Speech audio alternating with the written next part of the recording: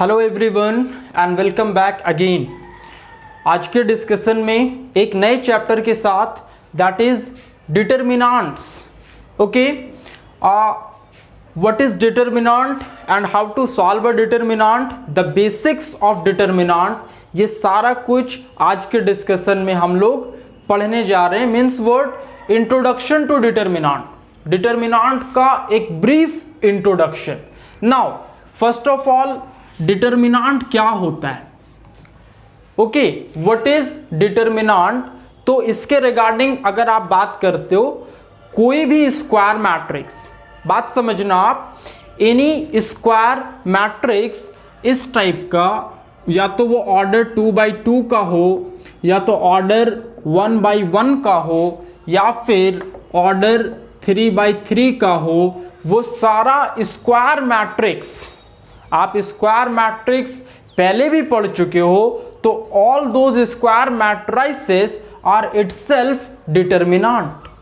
वो सारा square matrices determinant होता है। फॉर एग्जांपल ऐसा 2 4 1 3। ओके, मैट्रिक्स के केस में आप इसको ऐसा लिखते थे। आई होप सो आपको याद होगा कि मैट्रिक्स के केस में आप स्क्वायर ब्रैकेट से आप इसको सराउंड करते थे, बट इन दिस केस एक छोटा सा डिफरेंस। वो डिफरेंस क्या है? यहां पे स्क्वायर ब्रैकेट नहीं होता, just parallel lines. This is what the representation of a determinant. और मान लो कोई भी capital A B C D whatever it is followed, this is what the representation of a determinant. Order कितने का होगा? 2x2 का। Is it? अभी मान लो एक डिटरमिनेंट ऑफ ऑर्डर 3x3, आप उसको ऐसा रिप्रेजेंट कर सकते हो, b equal to 1 8 9 7 5 -2 0 6 5, suppose that. और फिर इसमें गलत क्या हुआ? तो दिस इज व्हाट, ये स्क्वायर ब्रैकेट्स नहीं होते, this is parallel lines. Okay, representation of a determinant. अब तो आपको क्लियर हो गया कि कोई भी स्क्वायर मैट्रिक्स, ओके, किसी भी स्क्वायर मैट्रिक्स को अगर आप पैरेलल लाइंस के बीच में लिखते हो, देन यही कहलाता है डिटरमिनेंट। नाउ अब आ जाओ, ये इंट्रोडक्शन था, एक brief introduction about determinant. Now order 1x1 से आ जाओ। फर्स्ट नंबर में determinant of order 1x1 means what, एक एलिमेंट, सिर्फ एक एलिमेंट वाला, कुछ ऐसा a इक्वल टू 5। ओके, और इसका फाइनल वैल्यू क्या होगा? It will be 5। मान लो suppose that b equal to 8 and इसका फाइनल वैल्यू क्या लिखोगे आप? 8। ऑर्डर 1x1, 1x1 का मतलब क्या? एक रॉ एक column. Is it clear? Now second number पे आ जाओ, order 2x2। Order it is 2x2 का ऑर्डर है ना, कुछ ऐसा, a equal to 1 7 8 9, bounded by parallel lines. Parallel lines से आप इसको बाउंड कर रहे हो। अगेन दूसरा एग्जांपल आप ले सकते हो, suppose that b equal to 2 5 7 8, ऐसा। Okay, this are the determinants, ये डिटरमिनेंट्स हैं ऑफ ऑर्डर 2x2। अभी आता है क्या? Value of determinant. इसी में अनदर टर्म आता है एक value of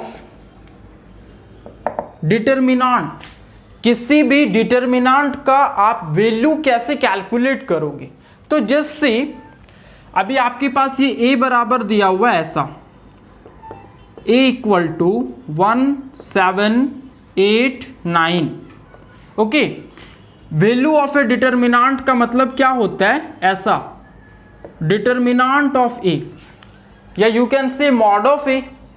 determinant of A या फिर क्या कहोगे मॉड ऑफ ए बराबर ऐसा होता है, फॉलो करना, क्रॉस मल्टीप्लाई इस तरफ से left to right, okay, 1 into 9 ऐसा देखना आप, फर्स्ट में ये वाला 1 into 9 then 1 into 9, okay, now second में राइट टू लेफ्ट ऐसा, दिस वन यहां पे लिख दो आप 8 into 7, फॉलोड, मल्टीप्लाई तो कर दिए, एक नंबर में ये, सेकंड नंबर में ये, एंड नाउ लेफ्ट वाले में क्या होता है, जब आप मल्टीप्लाई करते हो तो यहां पे माइनस साइन रखना पड़ता है, ओके, तो क्या करोगे यहां पे माइनस साइन, फॉलो कर रहे हो, इधर से इधर मल्टीप्लाई किए, माइनस इधर से इधर मल्टीप्लाई किए, और देखो माइनस करने के बाद जो फाइनल आंसर आता है वो आपका वैल्यू हो जाएगा।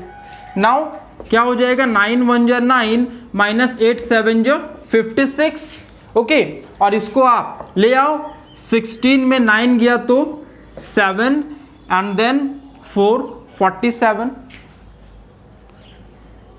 Is it clear? इस टाइप से यू कैन कैलकुलेट, आप इस तरह से कैलकुलेट कर सकते हो value of a determinant. Very very simple method, very simple method, left to right then right to left, और इधर जो है ये आपको माइनस साइन पुटअप करना होगा, देन यू कैन कैलकुलेट। एक और एग्जांपल इसमें देख लो, अभी सपोज दैट ये -7 होता, अभी वन मोर एग्जांपल, सपोज ये -7 होता, देन क्या फिर ये सवाल उठता कि क्या यहां पे माइनस साइन पुटअप करना था? Yes, minus sign will be there, elements doesn't matter, element से मैटर नहीं करता है, ओके, यहां पे माइनस साइन, ये रूल कहता है, रूल कहता है कि minus sign you will have to put, then put up minus sign, ये माइनस साइन एग्जिस्ट करेगा with -7, okay, and then minus into minus plus, okay, and now answer will be 65, 9 plus 56 that is 65। so एकदम clear हो जाओ आप concept के regarding कि determinant क्या होता है, व्हाट इज डिटर्मिनेंट। इंट्रोडक्शन, इसलिए जो हमारा इंट्रोडक्शन होता है उसमें क्लैरिफिकेशन बहुत ज्यादा होता है, मे बी ड्यूरेशन जो है ये थोड़ा सा ज्यादा हो, बट क्लैरिफिकेशन आपको मिलेगा। नाउ थर्ड नंबर पे आ जाओ, थर्ड नंबर पे आ जाओ, ऑर्डर 3/3, दैट इज ऑर्डर 3/3 पे आ जाओ,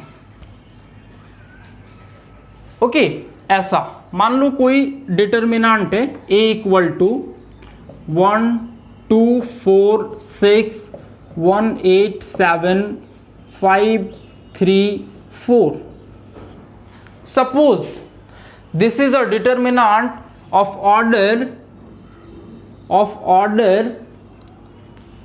3/3, ओके, और ये पैरेलल लाइन से बाउंडेड है, बिकॉज ये रिप्रेजेंटेशन होता है। नाउ अभी इसमें क्या करोगे, तो इसमें कुछ कुछ टर्म्स है, there are some terms, special terms related to a determinant of order 3/3। Just see, पहला term, first term is minors,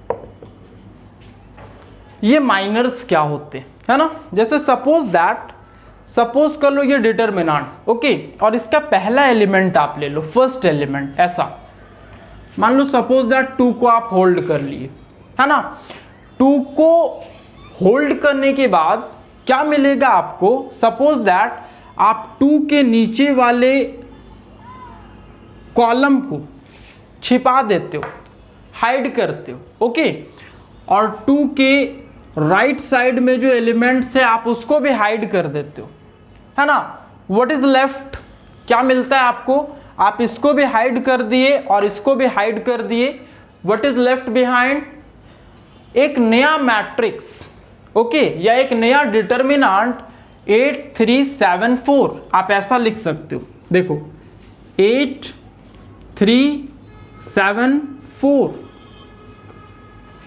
ये कहलाता है माइनर। माइनर का मतलब अलग हो जाना, कट जाना, और कट के एक छोटा सा मैट्रिक्स या छोटा सा डिटर्मिनांट बन जाना। नाउ अब ये माइनर किसका है? तो ये पहले एलिमेंट का माइनर है। ओके, रिप्रेजेंटेशन कैसे याद रखोगे?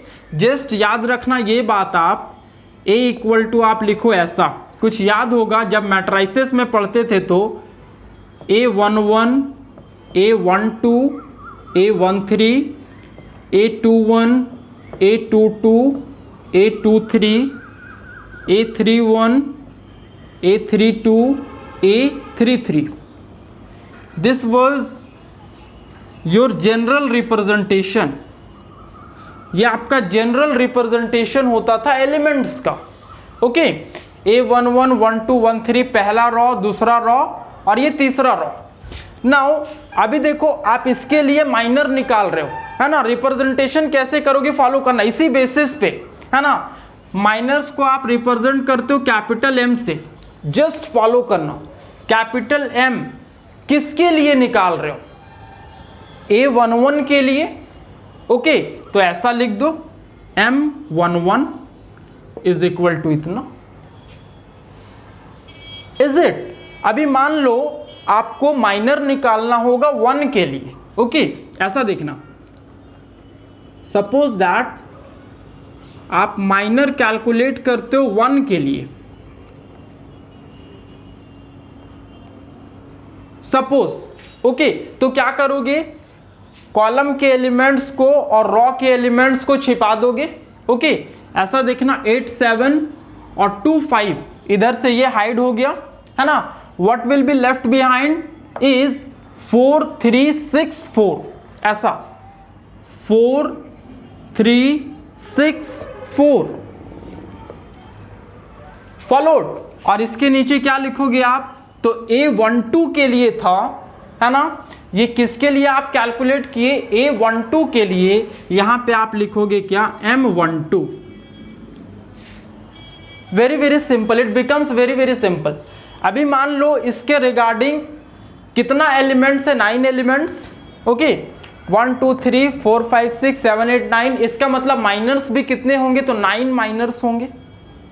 Is it? मान लो आपको इस 3 का माइनर निकालना है, फॉलो करना। मान लो कि इस 3 का माइनर निकालना है, सपोज दैट, है ना। अभी देखो दिखाते हैं आपको।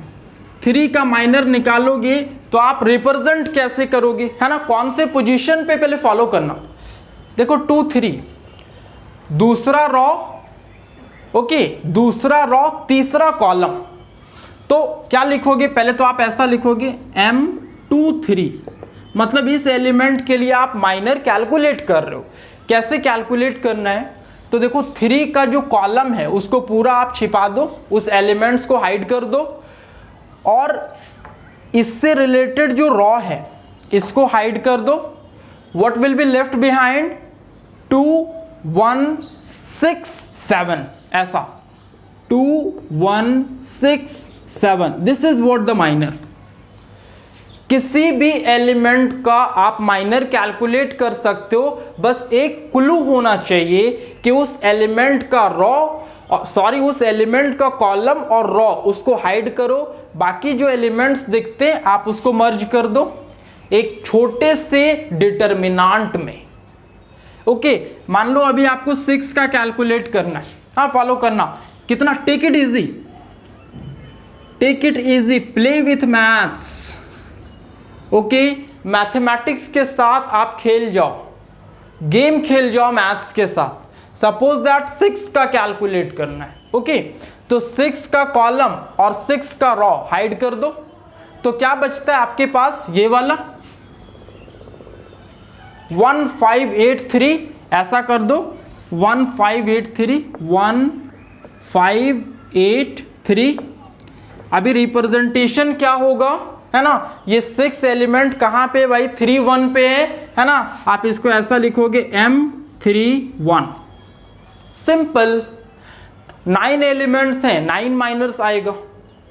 Okay, this are the terms. पहला term minors related to determinant, determinant से रिलेटेड, ऑर्डर 3 by 3 से रिलेटेड, सॉरी फॉर दैट, वैसे डिटर्मिनांट जिनका ऑर्डर 3/3 का होगा तो उसका पहला टर्म, ओके, फर्स्ट टर्म जो कि आपको पढ़ना है इस चैप्टर में, this is minors. Now next one पे आते हैं, नेक्स्ट वन पे आ जाओ। Next term cofactors.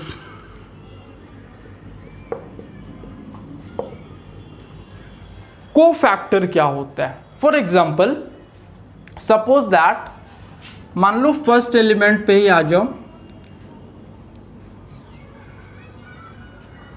go to the first element, suppose that 2, मान लो आपसे क्वेश्चन में आता है कि फाइंड द कोफैक्टर ऑफ 2 का कोफैक्टर कैलकुलेट करो। अब ये कोफैक्टर क्या है?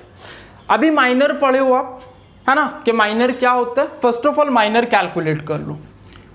ऐसा माइनर क्या होगा, 2 का कॉलम और 2 का रॉ आप हाइड कर दोगे, then you will be left with 8 3 7 4। आप ऐसा लिख दो 8 3 7 4, ये छोटा सा डिटर्मिनांट, ओके, मतलब माइनर तो लिखे हो आप। कोफैक्टर क्या होगा? अभी देखो इस एलिमेंट का पोजीशन कितना है, एकदम फॉलो करना, डेप्थ में बता रहे हैं आपको। इस एलिमेंट का पोजीशन कितना, A11, है ना, ये ना पोजीशन होता है AIJ, जो हमारे जनरल रिप्रेजेंटेशन होता है, ओके। इसके लिए अगर आप बात करते हो, ओके, तो क्या आ जाएगा, A11, मतलब I भी 1 और J भी 1, ओके। यहां पे एक चीज ऐड होता है, वो क्या होता है, -1 to the power I plus J। ये बात फॉलो करना, -1 to the power I plus J। और यहां पे अगर आप I और J का वैल्यू देखोगे तो क्या है, 1 और 1, तो क्या करोगे यहां पे, just see it will B 1 + 1। और जैसे ही आप इतना यहां पे मल्टीप्लाई करते हो, देखो ये माइनर था, ये एक्चुअल में M11 था, और इसमें जैसे ही आप -1 to the power 1 + 1 करते हो, यही चीज कोफैक्टर बनता है, C11। The same thing, minor को -1 to the power I plus J से मल्टीप्लाई किए तो जो नया चीज मिलेगा वो कहलाता है cofactor, okay. This can be written as ऐसा, cofactor of A11, okay, and is represented by C11। Simple ऐसा लिख सकते हो, C11। हर जगह रिप्रेजेंटेशन सेम आ रहा है, देखना आप, 11 A11, ओके, M11। इसके लिए अभी कोफैक्टर कैलकुलेट कर रहे हो तो that is C11, okay. This is what you will have to follow, यही चीज आपको फॉलो करना है। अब देखो इससे जनरल रिप्रेजेंटेशन अगर आप निकालोगे कोफैक्टर का, तो CIJ is equal to -1 to the power I plus J into, okay, MIG। Means किसी भी एलिमेंट का अगर आप माइनर कैलकुलेट करते हो तो क्या हो जाएगा, what will be that, is equal to -1 to the power I plus J, और माइनर से मल्टीप्लाई होगा, मल्टीप्लाई जैसे ही करोगे वो हो जाएगा cofactor, that will be equal to cofactor. This is what, okay. Now the cofactors. अब सपोज दैट इस बेसिस पे आ जाओ, कोफैक्टर्स कैसे कैलकुलेट करोगे, कुछ कोफैक्टर्स हम लोग इसमें देखेंगे, ओके। सपोज दैट 7 का, सपोज 7 का, पहले तो देखो कौन से पोजीशन पे लाई करता है, तो 2 3 3 2, सॉरी, तो यहां पे क्या लिखोगे, C32, ऐसा C32 इज इक्वल टू, अब इतना लिखने के बाद तुरंत क्या लिखोगे, -1 to the power 3 + 2, followed. Minor पे आ जाओ कि इसके लिए माइनर कौन है हमारा, वो डिटर्मिनांट कौन सा है ना, तो डिटर्मिनांट पे आ जाओ। देखो इसको हाइड कर दो आप और इसको हाइड कर दो, तो what will be left behind, ऐसा 2 4, फॉलो करना। देखो ऐसा हाइड किए और ऐसा हाइड कर दिए, तो 2 4 5 3, ऐसा 2 4 5 3, फॉलोड, इतना कर दिए। एंड नाउ अभी सॉल्व कर दो, -1 टू द पावर 5, और यहां पे आप ऐसा देखो क्रॉस मल्टीप्लाई, 2 3 जा 6, ऐसा कर दो 2 3 जा 6 और 5 4 जा 20, और लेफ्ट वाले में क्या करते हो आप, minus sign. And now -1 to the power 5 -1 because odd power है, ओके, और 6 - 20 it is -14, and then minus minus plus it is +14। This is word cofactor. किसी भी एलिमेंट का कोफैक्टर आप इस तरह से कैलकुलेट कर सकते हो विदाउट एनी हेजिटेशन। ये बात मान लो, ये इंट्रोडक्शन है, ये इंट्रोडक्शन है डिटरमिनेंट का। कोई भी डिटरमिनेंट को आप कैसे, कोई भी डिटरमिनेंट जो कि ऑर्डर 3/3 का होगा, उसमें टर्म्स जो हैं कोफैक्टर्स होते हैं, माइनर्स होते हैं, तो वो क्या क्या चीज है, ये सारा कुछ you will have to understand. Okay, अभी देखो मान लो सपोज दैट, एक एग्जांपल और लेते हैं हम लोग कोफैक्टर का, कि कोफैक्टर का एग्जांपल क्या हो सकता है। सपोज दैट मान लो इस एलिमेंट को लो, बीच वाले को 8, ओके। अगर आप इसका माइनर कैलकुलेट करोगे तो व्हाट विल हैपन, कौन से पोजीशन पे है, 2 2, ऐसा लिखोगे M22 इज इक्वल टू, अभी देखो हाइड किसको किसको करोगे आप, ये पूरा कॉलम को, तो ऐसा और ऐसा, ओके, और रॉज में हाइड करोगे तो इस तरफ का और इस तरफ के रॉज को हाइड कर दोगे। Is it? नाउ एलिमेंट्स कौन कौन बच गए, 2 6 5 4, और ऐसा लिख दो 2 6 5 4, ये आपका माइनर हो गया। ओके, अभी कोफैक्टर पे आ जाओ, C22 इज इक्वल टू, तुरंत आप याद करो ऐसा होता है -1 to the power 2 + 2, okay, -1 to the power 2 + 2, और यहां पे क्या लिखते हो आप, minor 2 6 5 4, and now calculate -1 to the power 4, and then इसको आप कैलकुलेट कर दो, 4 2 जा 8, ओके, एंड 5 6 जा 30, माइनस हो जाएगा बीच में, and again -1 to the power 4 1, और 8 - 30 it is -22, and final answer will be -22। This is what the cofactors and minors. Cofactors क्या होते हैं, माइनर्स क्या होते हैं, शॉर्ट डिस्कशन में, ओके, एक वेरी शॉर्ट डिस्कशन है डिटरमिनेंट्स के इंट्रोडक्शन पे। So go through the topic, okay, order 1 by 1 very easy, 2 by 2 very easy, and now 3 by 3। तो 3 by 3 से रिलेटेड 2 टर्म्स आपको बताए, माइनर्स क्या होता है, कोफैक्टर्स क्या होता है, इसको आप याद रखो, दिस इज एनफ, ओके। और फर्दर के डिस्कशन में हम लोग 3 by 3 ऑर्डर के डिटरमिनेंट से रिलेटेड बहुत सारे क्वेश्चंस को और 1-2 कॉन्सेप्ट जो कि अभी भी है बचा हुआ है, उसको हम लोग नेक्स्ट के डिस्कशन में देखेंगे। Thanks for watching.